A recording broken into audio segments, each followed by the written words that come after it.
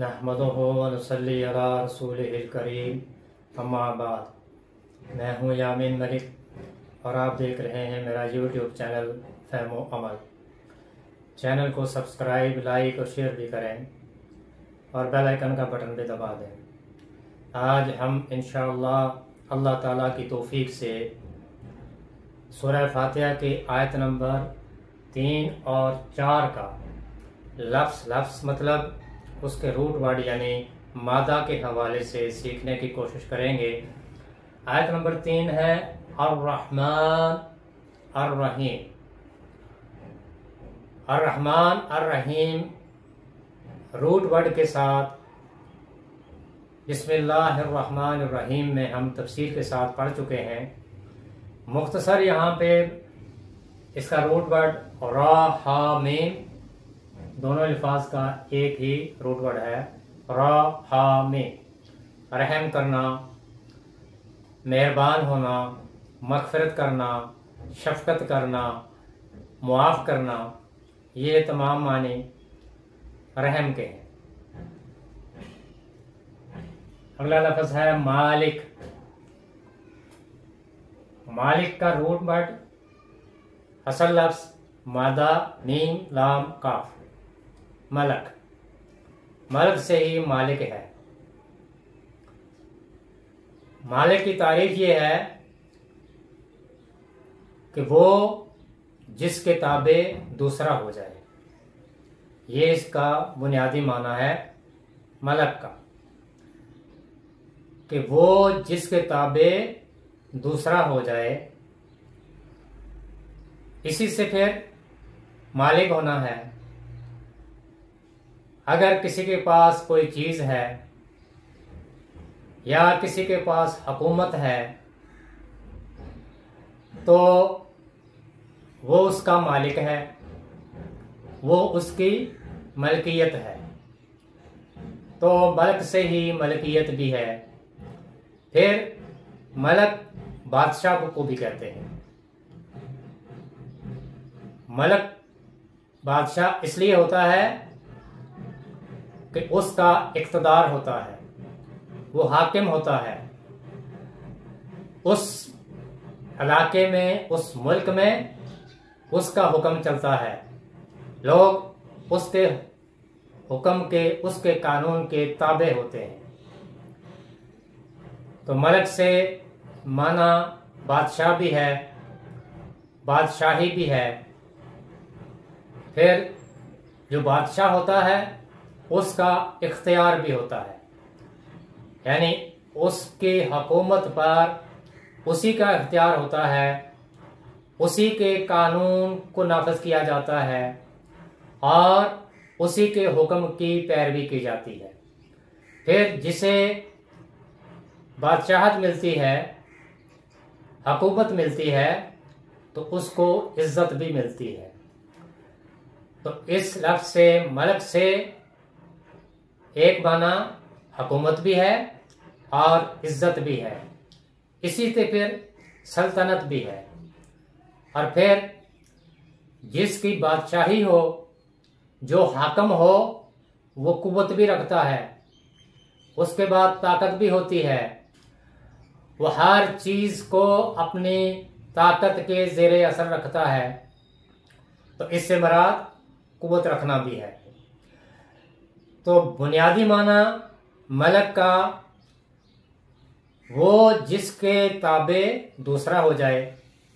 और इसके बाद फिर ये तमाम जितने भी माने मैंने बयान किए हैं और इसके अलावा भी हैं, इन सब की निस्बत इसी लफ्ज़ के साथ है, मलक के साथ। मालिक होना, बादशाह होना। और दूसरा लफ्ज़ है यौम। यौम का रूट वर्ड असल लफ्ज़ मादा या वाव मीम, यौम। यौम मारूफ लफ्ज़ है उर्दू में भी। यौम कहते हैं दिन को। दिन का इतलाक सुबह से लेकर शाम तक, यानी तुलूए आफ्ताब से लेकर गुरूब आफ्ताब तक का वक्त भी होता है यानी सुबह से शाम तक का वक्त। और इसके अलावा 24 घंटे भी होते हैं। मसलन जो इस्लामी कैलेंडर है, हिजरी कैलेंडर, उसमें दिन का आगाज गुरूब आफ्ताब से होता है और उसका इख्तिताम गुरूब आफ्ताब दूसरे दिन तक होता है। यानी गुरूब आफ्ताब से लेकर दूसरे दिन के गुरूब आफ्ताब तक का वक्त जो है ये भी दिन कहलाता है। हालांकि इसमें दिन और रात यानी पूरे 24 घंटे होते हैं। तो दिन बोलकर सुबह से शाम भी मुराद ली जाती है और दिन बोलकर दिन और रात भी मुराद ली जाती है और दिन बोलकर 24 घंटे भी मुराद ली जाती है। और फिर दिन बोलने के बाद इसी दिन का इतलाक और भी बहुत सी चीज़ों पर होता है। मसलन वक्त को भी हम दिन बोलते हैं। इसके अलावा कोई दौर है, कोई ज़माना है, तो उसके लिए भी यही लफ्ज़ इस्तेमाल होता है दिन। फिर कोई ख़ास मुद्दत हो या कोई ख़ास हालत हो तो उसके लिए भी यही लफ्ज़ इस्तेमाल होता है दिन। और इसकी सबसे बड़ी मिसाल यही आयत है, मालिक यौमिद्दीन। मालिक है उस दिन का जिस दिन हिसाब किताब होगा। तो यहां सिर्फ दिन मुराद नहीं है, वो हालत है जिसे आखिरत कहते हैं। वो दिन है जिस दिन में लोगों का हिसाब किताब होगा। और उस दिन के बारे में अल्लाह ताला ने कुरान में फरमाया है कि वो दिन 50,000 साल का दिन होगा। तो उस हालत को भी जिस हालत में इंसानों के अमाल का हिसाब किताब होगा, बदला दिया जाएगा, उस वक्त को भी दिन कहा गया है, मालिक यौमिद्दीन। तो दिन का इतलाक दिन पर भी होता है, दिन का इतलाक दिन और रात पर भी होता है, और दिन का इतलाक किसी वक्त, दौर, ज़माना या ख़ास मुद्दत या कोई ख़ास हालत पर भी होता है। अगला लफ्ज़ है अद्दीन। अद्दीन का रूट वर्ड मादा असल लफ्ज़ दाल या नून, दीन, ये इसका रूट वर्ड है।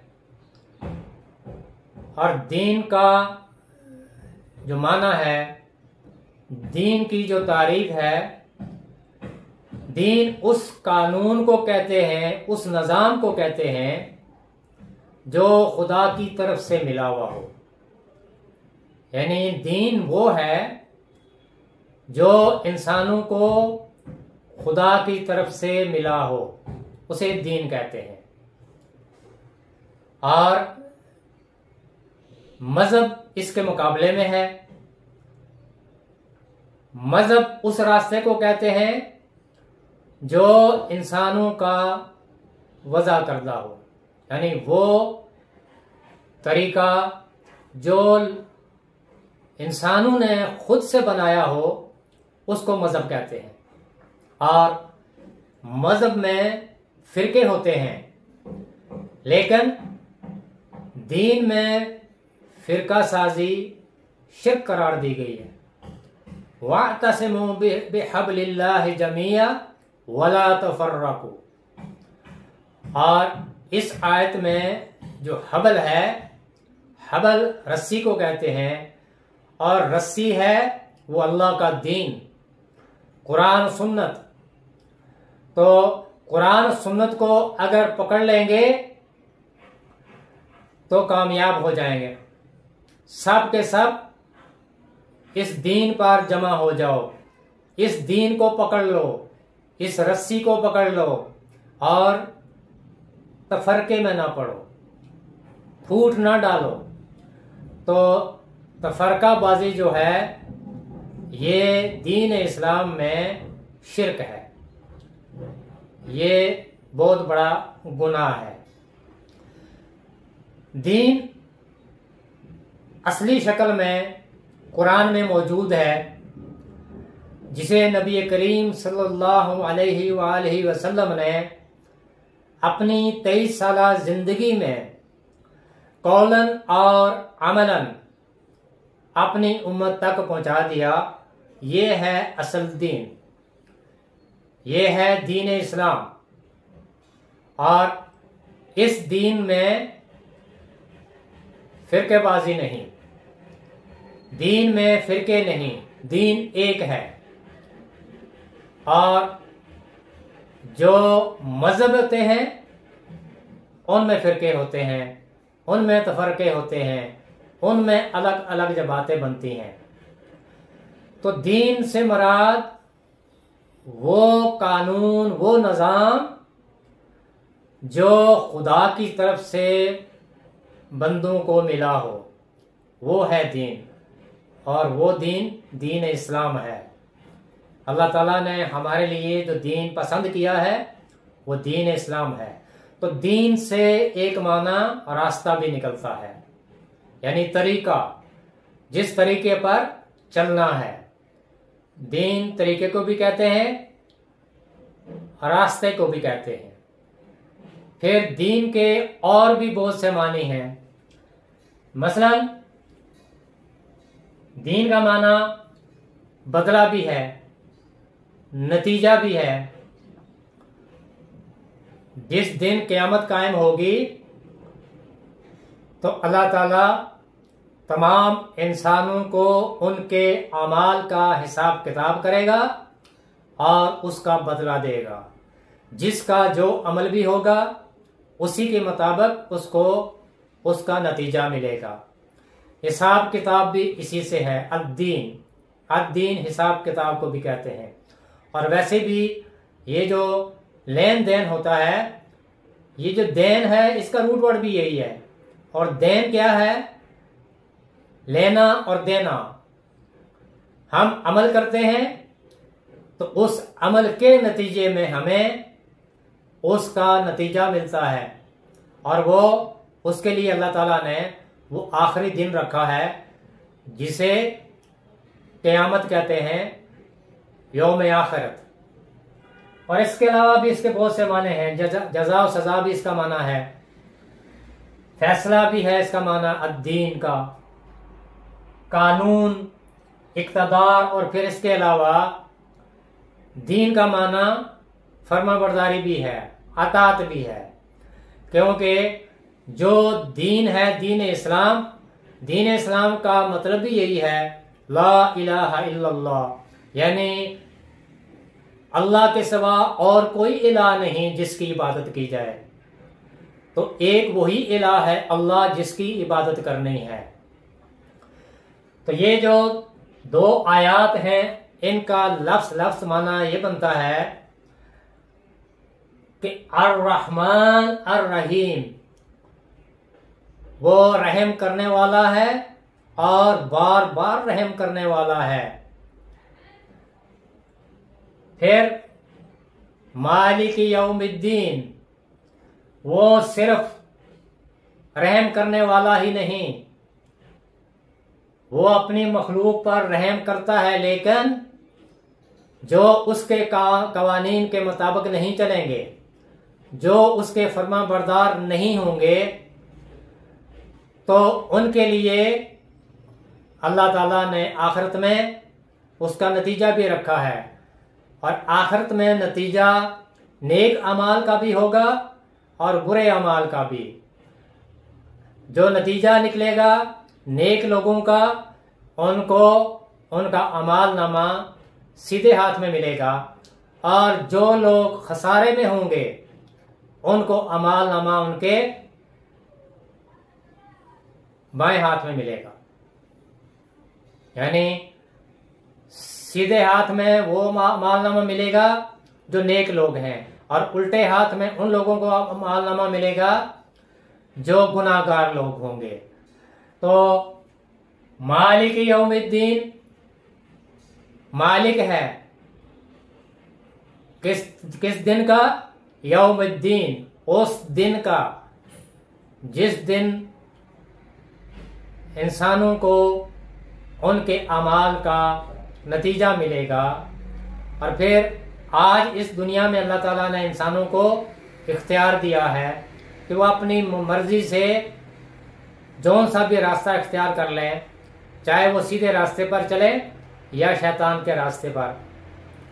लेकिन क़यामत वाले दिन किसी का कोई इख्तियार नहीं होगा। उस दिन सिर्फ बादशाही अल्लाह की होगी, उसी का हुक्म चलेगा। आज के दिन इख्तियार है, उस दिन किसी को कोई इख्तियार नहीं होगा। आज के दिन एक दूसरे की मदद कर सकते हैं, एक दूसरे की सिफारिश कर सकते हैं, लेकिन क़यामत वाले दिन कोई किसी की सिफारिश नहीं कर सकेगा। उस दिन का जो इक़्तिदार होगा, जो बादशाहत होगी, जो मलकियत होगी, वो सिर्फ और सिर्फ अल्लाह ताला की ज़ात की होगी। अल्लाह के हुक्म के बगैर कोई बोल भी नहीं सकेगा। वो दिन है जिसे यौम आखिरत कहते हैं, यौमुद्दीन कहते हैं। तो यौमुद्दीन, मालिक यौमुद्दीन, मालिक है उस दिन का जिस दिन हिसाब किताब होगा। अल्लाह ताला मुझे भी और आपको भी कुरान सीखने, सिखाने और उस पर अमल करने की तौफीक अता फरमाए। सुब्हानक अल्लाहुम्मा व बिहम्दिका नशहदु अल्ला इलाहा इल्ला अंता नस्तगफिरुका व नतूबु इलैक। अस्सलामु अलैकुम व रहमतुल्लाहि व बरकातुहू।